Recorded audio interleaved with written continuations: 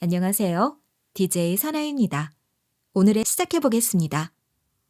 안녕하세요. 저는 경기도에 사는 김성이라고 합니다. 부모에게 자식은 평생 애가심이란 말이 있죠. 그 말이 정말 맞나 봐요. 대학 졸업하고 집 밥벌이하고 결혼시키면 부모 임무는 다 끝날 줄 알았는데 이게 웬걸요? 자식 걱정이 끝이 없네요. 오늘은 제 자식들 얘기를 좀 하려고 부족한 글솜씨로나마 이렇게 얘기를 해보려고 하네요. 먼저 제 아이들부터 소개할게요. 저는 아들 하나, 딸 하나를 낳았어요. 아들은 중학교 때까지도 공부라고는 하지 않았어요. 한마디로 문제아였어요. 고등학교 때 갑자기 정신을 차리더니 공부는 이미 늦은 것 같고 유도를 하겠다고 하더군요. 그래서 하고 싶으면 하라고 했죠. 그래서 뒤늦게 유도를 시작해서 선수 생활하다가 지금은 유도 체육관을 차려서 아이들을 가르치는 관장이 되었어요. 둘째인 딸은 어릴 때부터 성격이 야무지더니만 대학을 졸업하고 사회인이 되자마자 사업을 한다더니 정말 부모한테 손 한 번 벌리지 않고 사업을 시작하더군요. 대장부 같은 딸 성격이 남 밑에 있는 걸 싫어해서 어려서부터 사장 소리를 듣고 싶어 하더니 정말 그렇게 풀리더군요. 이렇게 두 자식 모두 자기 밥벌이 하니까 이제는 제 짝 만나서 결혼만 하면 되겠다 싶었는데 기다리던 반가운 소식이 들려왔어요. 아들에 이어서 딸도 결혼을 하겠다면서 예비사위를 데려왔어요. 예비사위는 잘생기고 남자답고 성격도 싹싹한 데다가 직업도 괜찮더라고요. 예비사위 직업은 감정평가사고 아버지도 감정평가사라서 현재 아버지와 같은 사무소에서 같이 일을 하고 있다나요. 사돈 어르신 직업도 좋고 예비사위 말과 행동도 바른 것 같아서 어찌나 기분이 좋던지요. 저희 딸에 대해서 얘기를 하자면 제 딸은 대체 누굴 닮아서 사업 수완이라는 게 있을까요? 한때 벌꿀 아이스크림이 인기가 있었잖아요. 그때 딸아이는 벌꿀 아이스크림 가게를 차리더군요. 한참 재미를 보더니만 절정일 때 가게를 권리금과 함께 식기류, 주방기기까지 모두 해서 넘겨버렸는데 그때가 딱 끝물오기 전에 기가 막힌 타이밍에 가게를 넘기더군요. 똑순이 이런 똑순이가 없더라고요. 딸 돗자리 깔아야 하는 거 아니야? 대체 어떻게 한 거야? 글쎄, 엄마, 나도 잘 모르겠어. 척이라는 게 이런 건가 봐. 딸이 결혼하고 나서의 일이에요. 그때 마침 대만 카스텔라가 유행했을 때였어요. 딸은 또 카스텔라 가게를 차려서 아침 저녁으로 정신없이 카스텔라를 구워 팔더니만 재미를 보더군요. 그리고는 또 어떻게 알았는지 끝물일 무렵에 권리금 받고 가게를 팔아넘기더군요. 물론 이윤을 남길 만큼 남겨먹고요. 이런 내 딸이 제 눈에도 신기한데 시부모님 눈에도 기특해 보였나 보더라고요. 돈 많이 버는 며느리라고 사돈네가 아주 우리 딸을 아주 이뻐하더라고요. 시부모님이 입에 며느리 칭찬을 물고 살더군요. 사돈이 어느 정도로 우리 딸을 예뻐한 줄 아세요? 우리 딸은 결혼해서 단 한 번도 살림을 해보질 않았어요. 물론 사업이 바빴기 때문이기도 하지만 안 사돈이 우리 딸 집을 다니면서 청소며 빨래까지도 해주면서 오냐오냐 했죠. 제가 오죽했으면 그랬겠어요. 주영아, 아무리 바빠도 시어머니 부려먹는 거 아니야. 네가 오죽 살림에 대해 아는 게 없으면 시어머니가 나설까. 그리고 나중에 시어머니 없으면 어떻게 네 살림 하려고 그래. 못하더라도 조금씩 배워나가. 네 손으로 해나가. 무슨 말인지 알아들어? 제가 그렇게 얘기를 하면 제 딸이 그러더라고요. 엄마, 그게 아니라 우리 시어머니가 밖에서 일하고 들어왔는데 집에서도 또 일하냐면서 하지 말라는 거야. 내가 하기 싫어서 안 하는 게 아니라니까. 알아. 네 시어머니 마음 아는데 그래도 그러면 안 돼. 넌 너대로 네 역할 하는 게 옳아. 딸은 대신 그만큼 시어머니에게 용돈을 두둑이 드린다고 하더군요. 하지만 친정엄마인 제 마음은 그게 아니더라고요.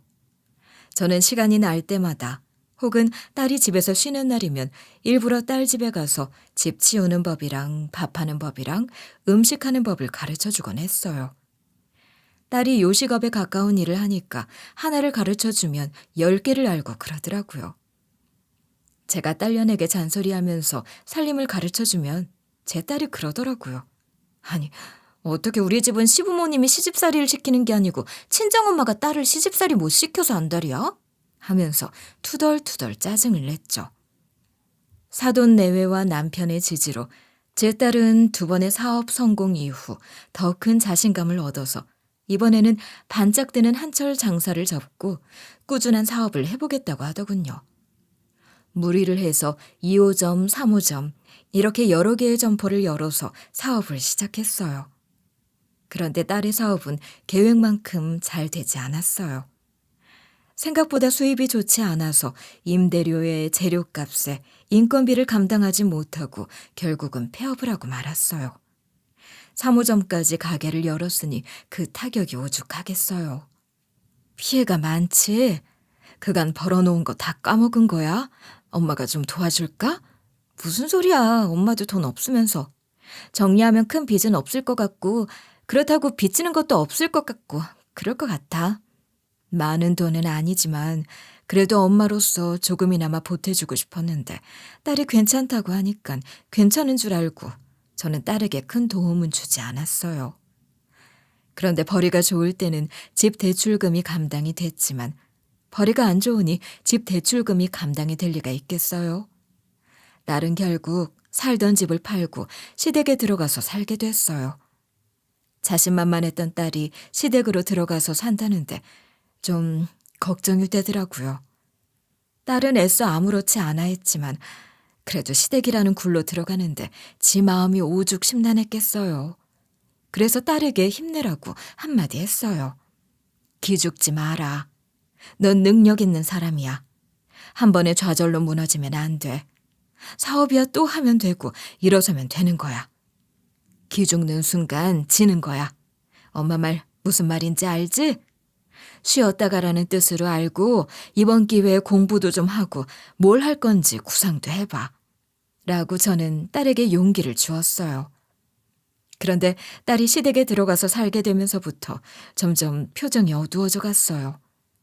사업이 망해서 기가 죽은 건지 아니면 시댁에 들어가 살면서 시집살이를 하는 건지 그 이유는 모르겠지만 어쨌든 제 딸아이의 표정은 제가 알던 딸아이의 얼굴 표정이 아니었어요.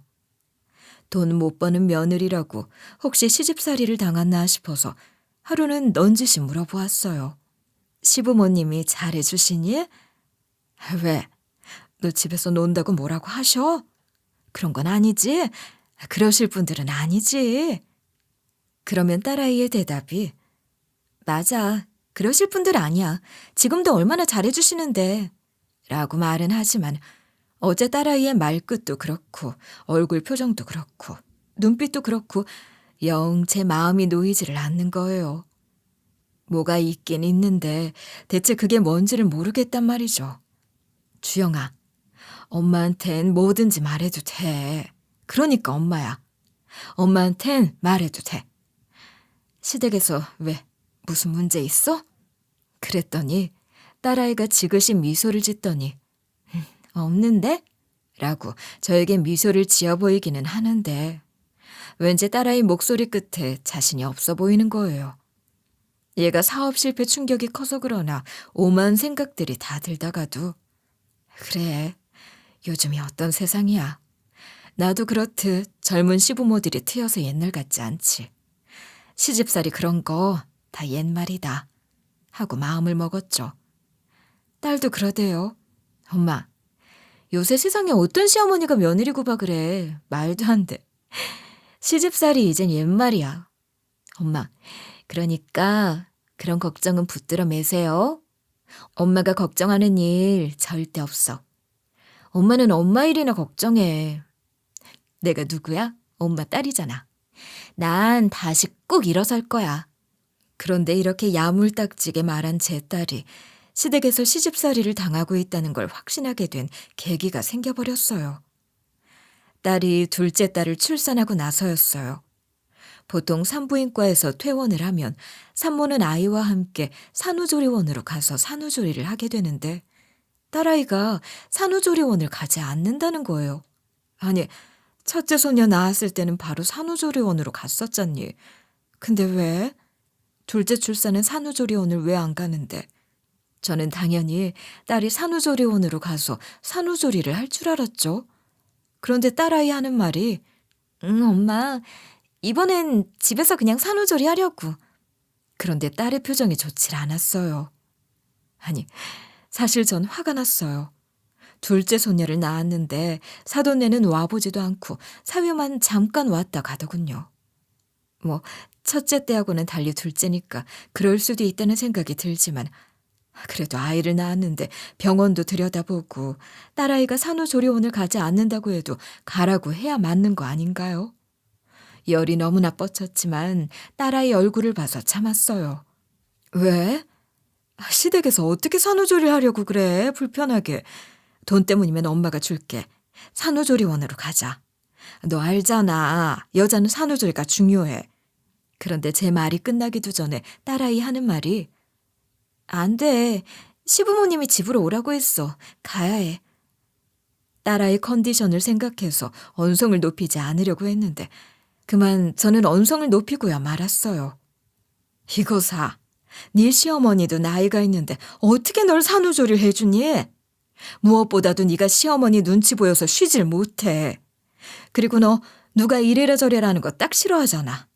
그래서 월급쟁이 마다하고 사업 노래를 불렀잖아. 그런 사람이 무슨 산후조리를 시댁에서 한다고 그래? 정산후조리원이 불편하면 엄마 집으로 가자. 어서. 저는 딸아이를 끌고 제 집으로 가려고 했어요. 그런데 딸아이가 괜찮아 엄마. 난 이젠 시댁이 편해.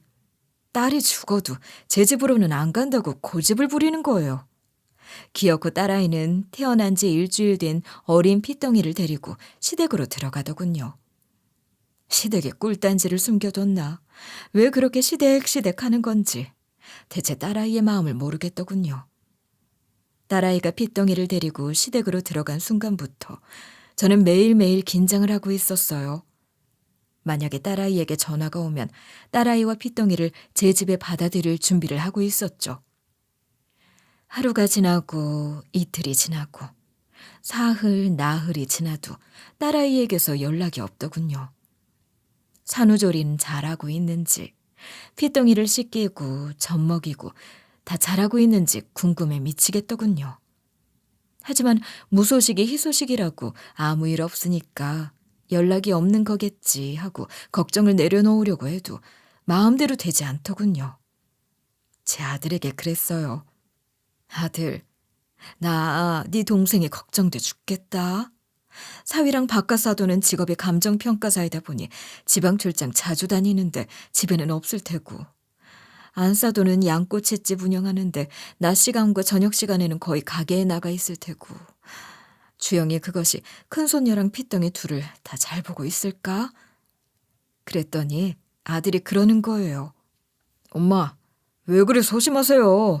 걱정되면 전화 한번 걸어봐요. 왜? 주영이가 전화도 걸지 말래? 그건 아니잖아. 궁금하면 전화도 하고 그러세요. 편하게. 그래, 네 말이 맞다. 이제 보니 내가 내 딸한테 왜 전화도 못 걸어?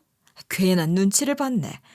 하고 저는 바로 딸아이 핸드폰으로 전화를 걸었어요. 늦은 시간인데 다행히 딸아이가 전화를 받더군요. 저는 딸아이 목소리를 듣자마자 울컥해버렸어요. 엄마가 네 걱정이 돼서 일이 손에 안 잡힌다. 왜 이러니? 우리 딸 야물어서 잘하고 있을 텐데. 엄마 주책이지. 미역국은 먹고 있지? 엄마가 산모에게 좋은 음식 몇 가지 해서 내일 가져다만 줄게. 내일 도착하면 문자할 테니까 그때 잠깐 현관문만 열어줄래? 하는데 갑자기 핸드폰 너머로 안사돈의 목소리가 들리는 겁니다. 그런데 안사돈의 목소리가 어찌나 크고 쩌렁쩌렁한지 제 귀가 다 아플 정도였어요. 안사돈 하는 말이 예, 너 내가 여기 채워놓으라고 했잖니. 집에서 놀고 있으면 집안일이라도 제대로 해야 될 거 아니야. 휴대폰 성능이 좋은 건지 안사돈 목청이 큰 건지 안싸돈 말이 제 귀에까지 또렷이 들리더군요. 저는 딸아이에게 물었어요. 딸, 이게 무슨 소리야? 안싸돈 목소리지? 왜? 너한테 일하래? 뭘 해놓으라는 거야, 몸조리 할 사람한테? 제가 그러자 딸아이가 당황스러워하더니 아니야, 엄마 그런 거. 다음에 통화하자. 하고 딸아이가 전화를 끊으려고 하는 거예요. 저는 딸아이에게 너 뭐 숨기는 거 있지? 엄마한테 말해 당장. 안 그러면 엄마 지금 쫓아간다. 화난 제 목소리에도 아랑곳하지 않고 딸아이는 제 말을 무시한 채 전화를 끊어버리더군요. 저는 열이 제대로 받아버렸어요. 출산하고 병원에서 퇴원한 지 한 달도 되지 않은 제 딸에게 놀고 있다고요? 집안일을 해놓으라고요? 이게 말입니까? 막걸리입니까? 딸이 아니라고 했지만 저는 딸아이의 말을 고지 듣지 않고 열이 받을 대로 받아서 그 길로 사돈댁으로 쫓아갔어요. 사돈댁은 제가 잘 알고 있거든요. 지난 명절에 사돈댁에 선물을 보내고 싶어서 딸에게 주소를 받아서 찾아갔고 집안까지 들어가서 커피도 한 잔 마시고 나온 적이 있거든요. 저는 무작정 사돈집에 쳐들어가서 제가 들은 내용을 안싸돈에게 따졌어요. 딸이랑 내가 통화하고 있을 때 했던 말이 뭡니까? 해산한 지 보름도 안 지난 내 딸에게 뭐라고요? 뭘 하라고요? 집안일을 하라고요? 어이가 없네요, 정말. 안싸돈, 우리 딸 예뻐하셨잖아요. 그런데 왜 그러세요? 혹시 제 딸이 사업 망했다고 지금은 돈 못 버는 백수라고 그러시는 거예요? 그래서 지금 구박하시는 거예요?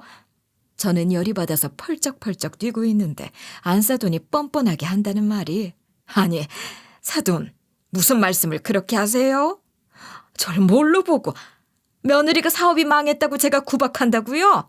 돈 못 버는 백수라고 구박을 한다고요? 대체 사람을 뭘로 보십니까, 사돈? 증거 있으세요? 제가 며느리 구박하는 증거요. 얘가 그러든가요? 제가 구박한다고? 아가, 네가 말해봐라 어서. 제가 홧김에 한 말 때문에 안싸돈이 화가 나버려서 불똥이 제 딸에 튀어버렸죠. 이건 아니었는데 제 딸아이만 난처하게 돼버린 거죠. 저는 안싸돈의 말을 가로챘어요. 안싸돈, 제가 오늘 화가 난 건요. 아까 제가 딸아이랑 통화하고 있을 때 안싸돈이 집안일 하라고 한 거요. 그거 여쭤보러 온 거예요. 네, 맞습니다. 며느리 일 시켰어요. 근데 제가 며느리한테 힘든 일 시킨 것도 아니고 첫째 손녀 장난감 좀 정리 좀 하라고 한 거예요. 그게 잘못된 거예요? 앉아서 방바닥에 뒹구는 장난감 몇 개 정리하라는 게 뭐 어때서요? 아니, 그 정도도 못해요? 이봐요, 사돈. 우리 너무 배부른 소리 하고 살지 맙시다. 옛날 우리네 어머님들은요, 애 낳고 다음날 밭일도 하고 그랬대잖아요.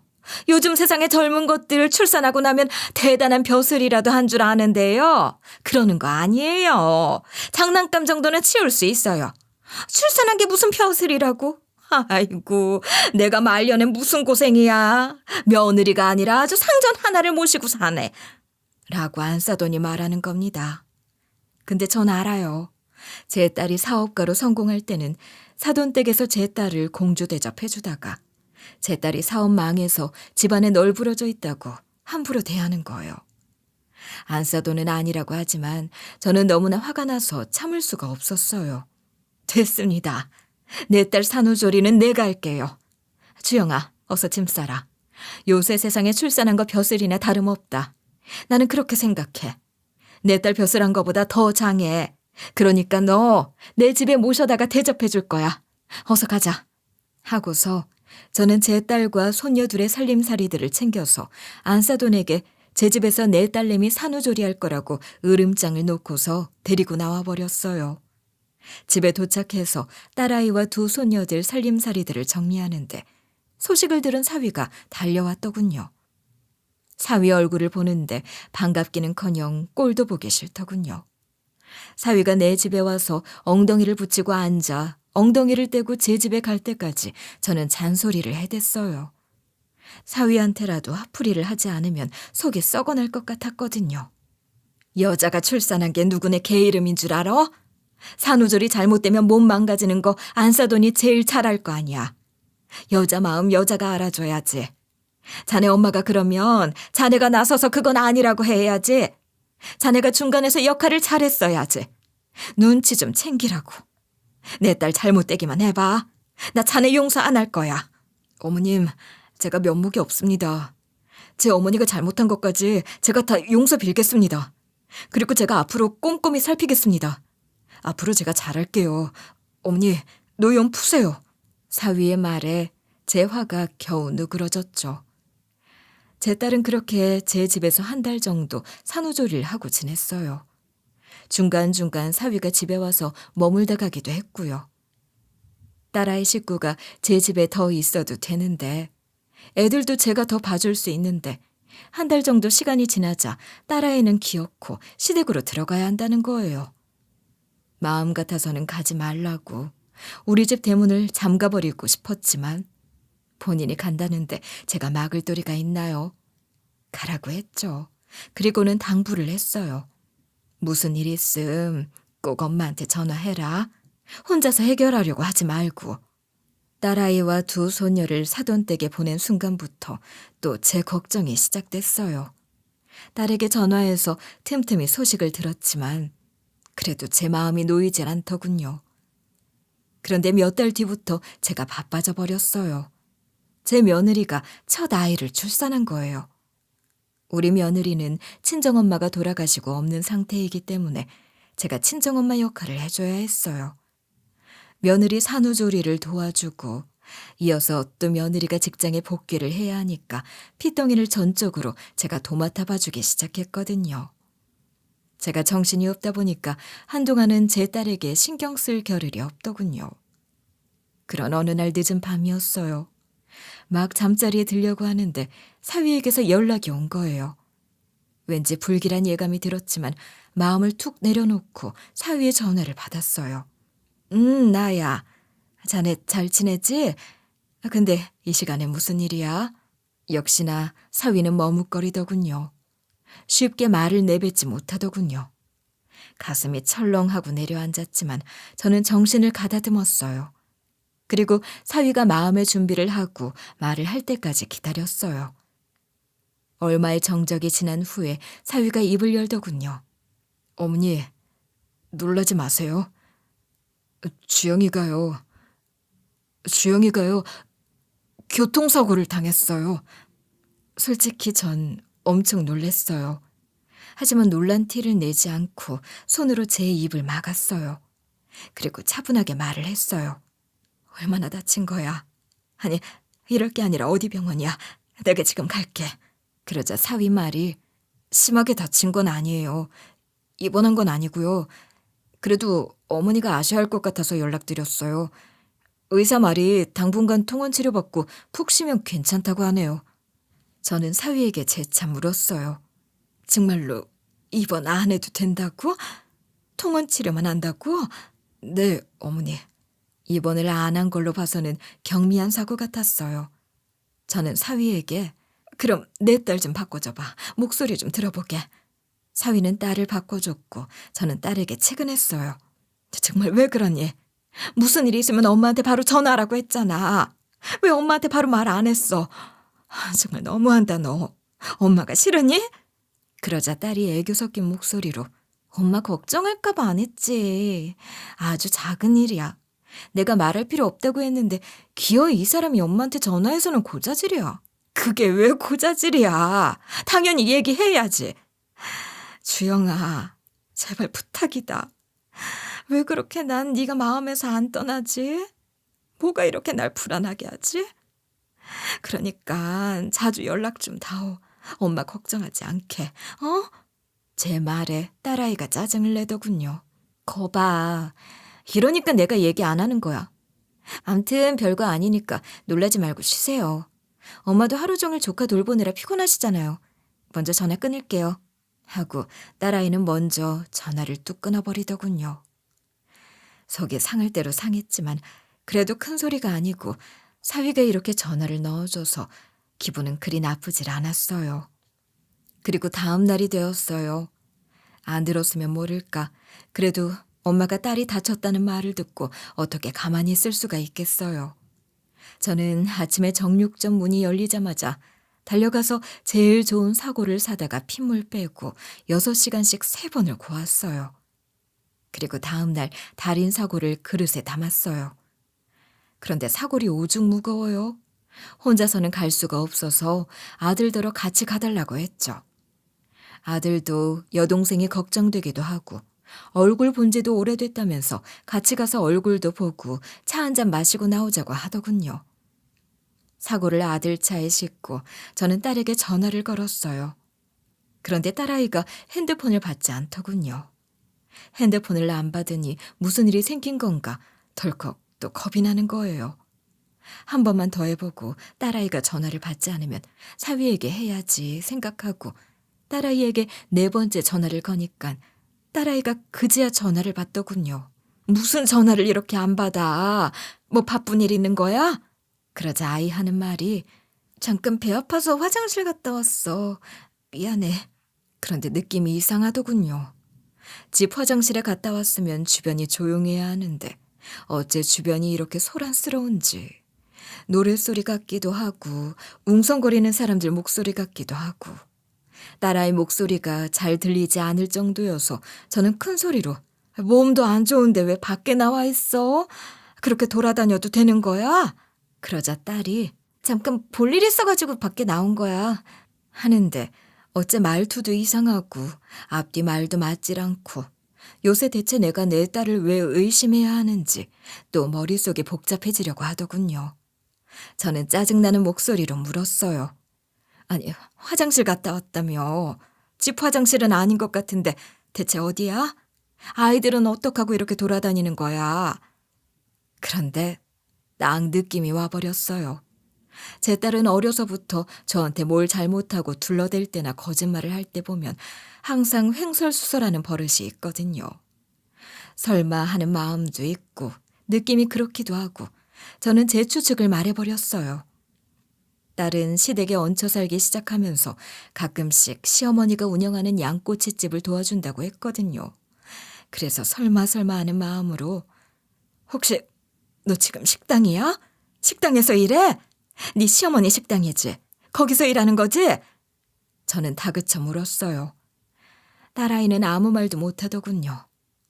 와, 순간 제 머리 뚜껑이 열려버리더군요. 아무리 딸이 크게 다친 건 아니라지만 명색이 교통사고잖아요. 의사가 분명 쉬라고 했다잖아요. 그런데 제 딸을 지금 식당에 출근시켜서 일을 시켜먹는 거예요? 안 싸더니 그런 거예요? 전 이성을 잃어버렸어요. 아들에게 당장 시동을 걸라고 하고 사돈 식당으로 쫓아갔어요. 속으로 아주 이를 갈았어요. 안 싸던 인연, 만나기만 해봐. 내 손톱으로 양보를 긁어서 8차선 도로를 내버릴 테니까. 내 딸이 사업이 망해서 지금은 무직이라고 제 식당에 데려다가 일을 시켜먹어? 그것도 사고가 나서 아픈 애를? 만나기만 해봐. 내 가만두나. 이번에 아주 본때를 보여줄 거야. 그런데 사부인이 운영하는 양꼬치 식당에 도착했을 때 제 눈앞에는 제가 생각한 것보다 더 처참한 광경이 펼쳐지고 있었어요. 제 딸이 양꼬치 불판을 닦고 있는 겁니다. 심지어 한 발 한 발 뗄 때마다 절뚝이기까지 하는데 눈 뜨고는 못 보겠더군요. 아니, 내 딸이 왜 저기서 일을 하고 있어야 하는지 전 이해가 가질 않았어요. 저는 다짜고짜 식당 안으로 들어가서 제 딸아이의 등짝을 후려쳤어요. 이 미련한 거사, 너 지금 뭐 하는 거야? 다리가 아픈데 이러고 있어? 다리까지 절뚝이면서 일을 했던 거야? 제 속에서는 천불이 나는데 제 딸은 환하게 웃으면서 저에게 하는 말이 엄마, 이거 별거 아니야. 진통제 먹어서 진통은 하나도 없어. 의사 말이 그러더라. 큰 이상이 있거나 부러진 거 아니고 가벼운 염증 정도니까 평소대로 행동하라고. 그런데 딸아이의 말이 진심이 아닌 왠지 둘러붙인다는 느낌이 팍 오는 거예요. 딸아이가 어찌나 짠하던지 가슴이 미어지더군요. 아이고, 이 미련한 거사. 꼭 뼈가 부러져야 쉬는 거야? 큰 이상 있어야 쉬는 거야? 이 정도로 다리를 절뚝일 정도면 쉬어야지. 다 나은 뒤에 일해야지. 저는 화가 머리끝까지 차올라서 가만히 있을 수 없었어요. 이걸 풀어야지만 숨을 쉬겠더라고요. 안싸돈 어딨니? 어디 갔어? 언제 와? 이 여자 어디 갔냐고? 내 딸은 일 시켜두고 정작 본인은 룰루랄라 놀러 다니는 거야? 그런 거야? 내가 이 여자 가만 안 두겠어. 아픈 내 딸한테 가게 일을 시켜? 그것도 불판 닦는 일을? 아이고, 내가 미친다. 언제는 내 며느리 하면서 손에 물 한 방울 안 묻히게 하더니 세상에, 나 사업 망했다고 사람을 이렇게 막 부려먹어? 더럽고 치사해서 정말. 저는 딸아이에게도 한마디 했어요. 그리고 너도 너다. 아무리 시어머니가 어렵기로서니 시킨다고 시킨 대로 다 해? 몸이 이 모양인데? 아닌 건 아니라고 왜 말을 못해? 너 똑똑하잖아. 야물잖아. 그렇게 왜 시어머니 앞에서는 등신마냥 말도 못하고 예예 그러냐고. 이럴 게 아니다. 당장 여기서 나가자. 라고 전 길길이 날뛰었어요. 그런데 어째 딸려는 더욱 쩔쩔매는 느낌이었어요. 엄마 제발 이러지 마. 그냥 모른 척 해줘. 내가 좋아서 하는 일이야. 그리고 나 이 가게 못 나가. 시어머니가 날 CCTV로 감시하고 있어. 내가 제대로 일하고 있는지 항상 체크하셔. 저녁에 항상 가게 영상 돌려보면서 감시하신다고. 저는 방금 딸아이가 한 말을 듣고 제 귀를 의심했어요.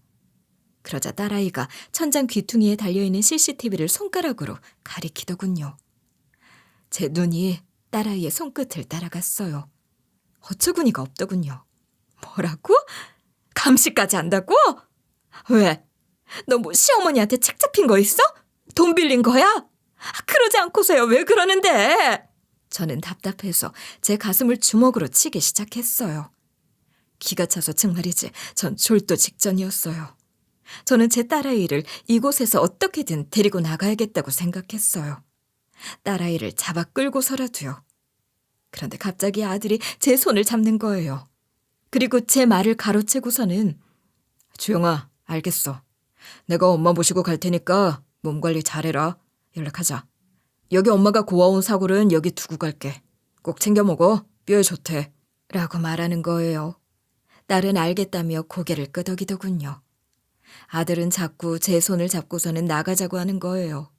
저는 아들에게조차 짜증을 내기 시작했어요. 지금 뭔 소리 하는 거야? 나 내 딸 데리고 여기서 나갈 거야. 안 그러면 나 못 살아.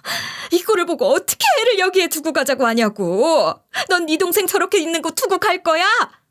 아들과 제가 실랑이를 하는 사이에 딸이 주문을 받으러 창가 쪽 테이블로 뛰어가는 거예요. 절뚝이면서요. 그 모습을 보는데 또 속이 터져버릴 것 같았어요. 그런데 아들이 제 귀에 대고 그러는 거예요. 엄마, 주영이한테는 모른 척 해주겠다고 거짓말하고요. 우리가 동생네 시댁에 가서 뭐라고 하면 되잖아요. 주영이 시어머니 지금 집에 있지 않을까요? 가서 주영이 시어머니랑 단판을 짓자고요. 그게 가장 빠를 것 같아요. 생각해보니 아들 말도 맞더라고요. 내 딸한테 백날 얘기해봐야 먹히질 않을 것 같더군요. 저는 아들과 함께 사부인을 족치러 사돈네 집으로 향했어요. 사돈네는 2층 양옥집이고 집 앞에 차를 댈 수가 있죠. 아들은 집 앞에 차를 주차하고 저와 함께 내려서 배를 누르려고 하는데 양옥집 대문이 열려 있는 거예요. 남의 집에 들어가는데 최소한 배를 누르고 동의를 얻은 뒤에 들어가야 하는 게 맞는데 나나 아들이나 지금은 분노가 머리끝까지 오른 상태라서 그냥 막 생각 없이 열린 문을 더 활짝 열고서는 안으로 들어가 버렸어요. 대문을 열고 현관문 쪽으로 가는데 글쎄 집안에서 현관문을 열고 웬 빨간색으로 머리카락을 물들인 중년 남자가 담배를 피우면서 나오는 거예요. 당황스럽더군요. 이 사람은 또 뭐지? 하는데 이 중년 남자는 저와 아들을 본 채 만 채 신경도 쓰지 않고 대문을 밀고 나가더군요. 이 상황이 뭐지? 하다가 순간 이상한 느낌이 들어서 저는 현관문을 빼꼼히 열고 안을 내다보았어요.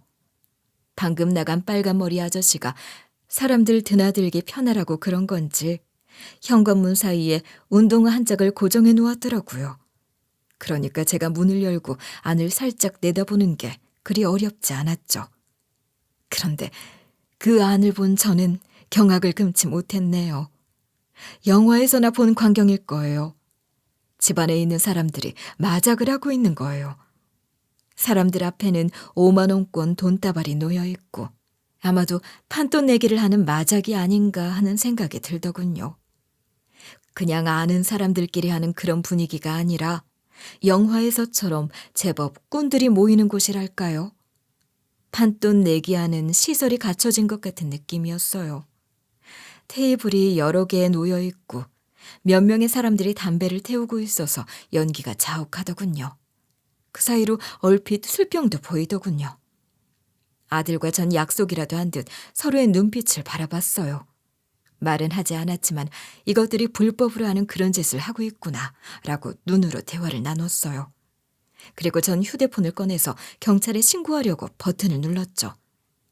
그런데 갑자기 현관문이 팍 열리면서 고정해놨던 신발이 바닥으로 뚝 떨어진 거예요. 그러면서 목소리가 들려왔어요.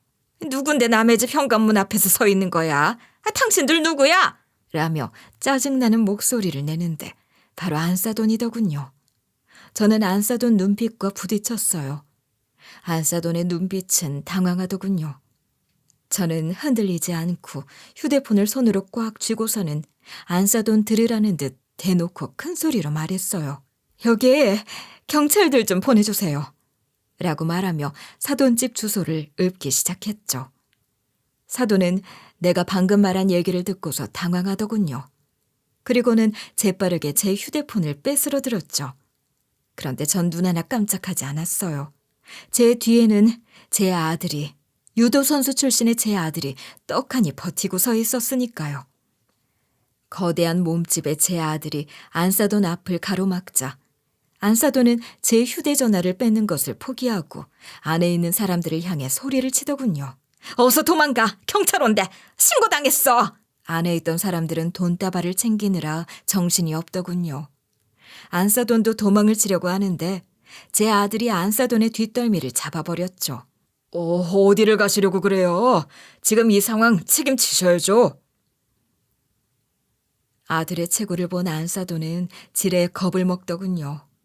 아들은 경찰이 올 때까지 안사돈을 붙잡고 있었는데 그 사이에 안사돈은 발을 동동 구르며 살려달라면서 아들의 소나기에서 벗어나려고 애를 쓰더군요. 결국 경찰이 와서 안사돈을 데리고 갔죠. 집안에서 마작을 하던 사람들은 모두 도망을 가버리고요. 아들과 저도 경찰서로 같이 가서 안사돈의 얘기를 듣게 됐어요. 안사돈은 아는 지인을 통해 잠깐 마장놀이에 빠졌는데 재미가 들려버린 데다가 바깥사돈 몰래 쓴 큰돈이 구멍이 나버린 거라고 해요. 그래서 본전을 찾으려고 한 것이 일이 이렇게 커져버린 거라고 하더군요. 남편 몰래 써버린 그 구멍난 금액을 메꾸려고 안사돈은 집안에 마장 놀이판을 깔아 거기서 술이랑 담배도 팔고 본인도 마작을 하기도 하고요. 바깥 사돈과 사위가 출장이 잦기 때문에 가능한 일이었고 퇴근해서 집에 돌아오는 날이면 감쪽같이 마장 놀이판과 테이블을 치워버렸대요. 안사돈 하는 말이 더 웃기더군요. 조금만 더 모으면 본전은 건지는 건데 사돈이 제 일을 파투냈네요. 아이고 내 팔자야. 우리 남편 알면 난 그날로 난 최선날이에요. 이 일을 어쩌면 좋아. 불같은 성격에 날 가만 안 둘 텐데. 안사돈은 반성은커녕 아들과 저 때문에 자신의 계획이 어그러졌다면서 푸념을 하는 거 있죠. 이 말을 듣고 웃어야 할지 울어야 할지 모르겠더군요. 안사돈은 자신이 운영하는 양꼬치집은 아르바이트생과 우리 딸에게 전적으로 맡기고 집이 비워진 시간에는 이런 짓거리를 하고 지냈던 거예요.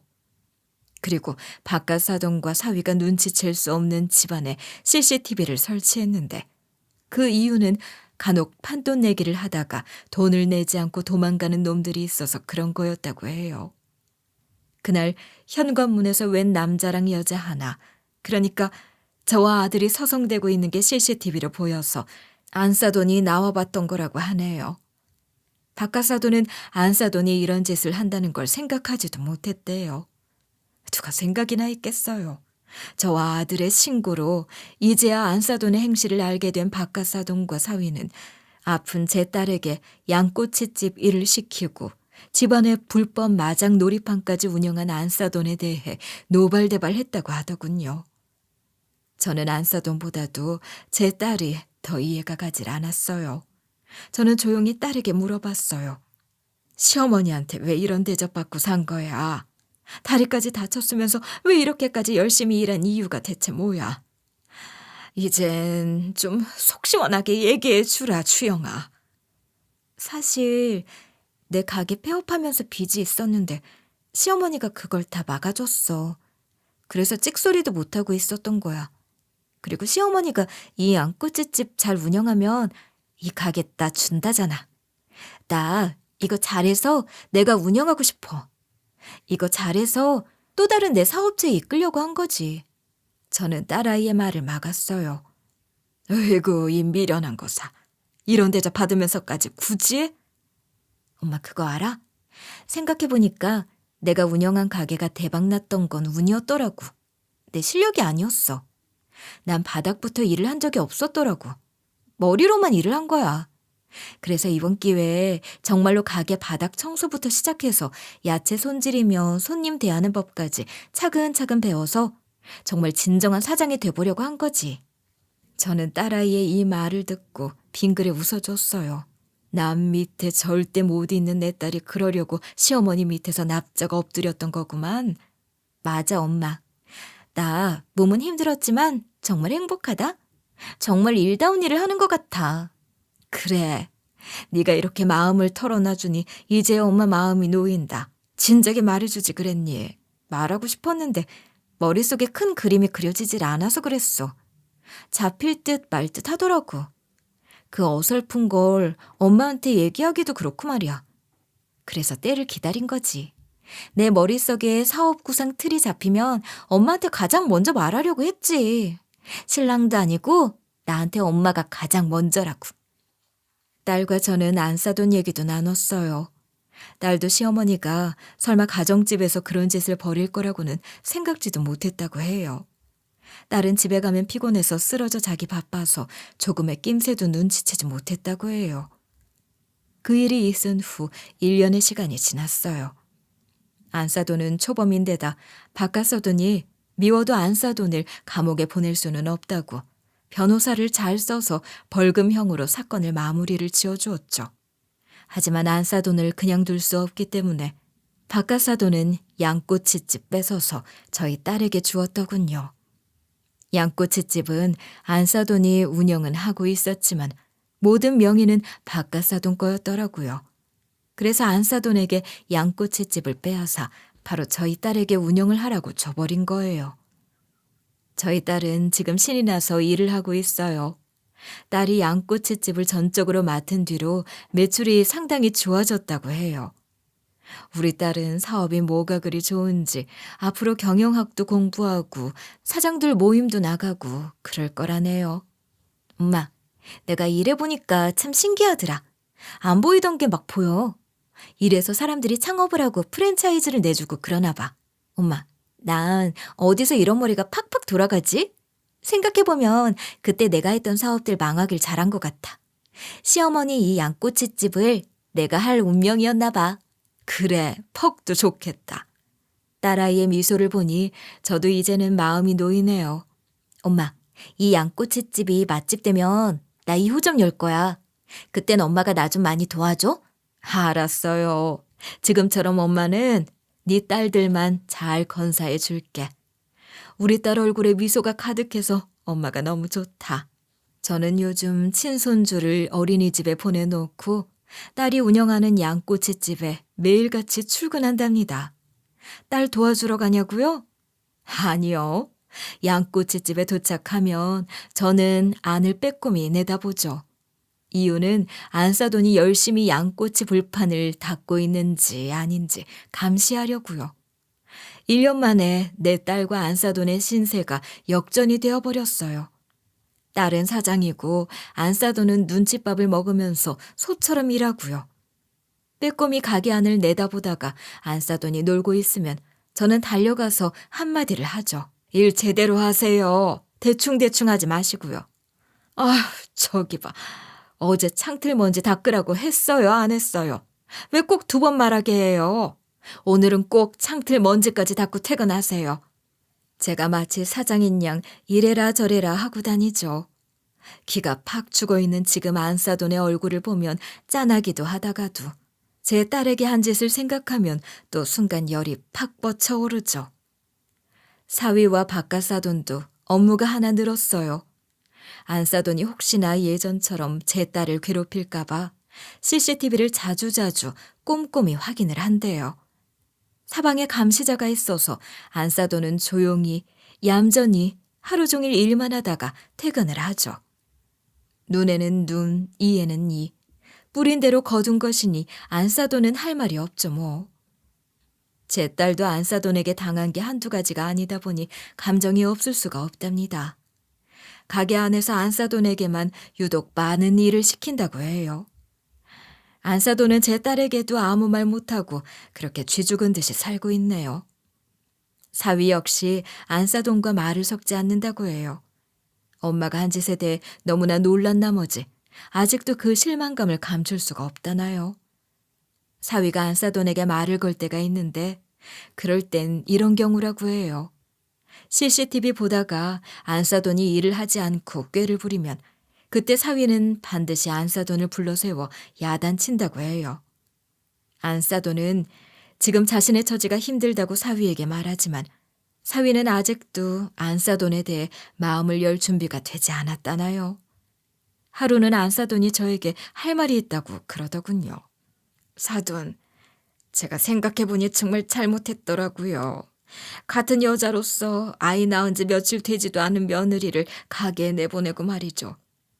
저는요, 벌 받아도 싸요. 제가 왜 그랬나 몰라요. 하면서 제 앞에서 눈물을 보이더군요. 뉘우치는 마음 저도 잘 알죠. 하지만 받아줄 수는 없었어요. 안 사돈, 그러게 나이 들어 추하게 왜 그러셨어요? 세상에 할 짓이 있고 하지 말아야 할 짓이 있다는 거 모르세요? 다 복에 겨워서 그랬던 거예요. 차고 넘쳐서 그런 거라고요. 우리 딸이 그러대요. 사업 망해보니 알겠다고요.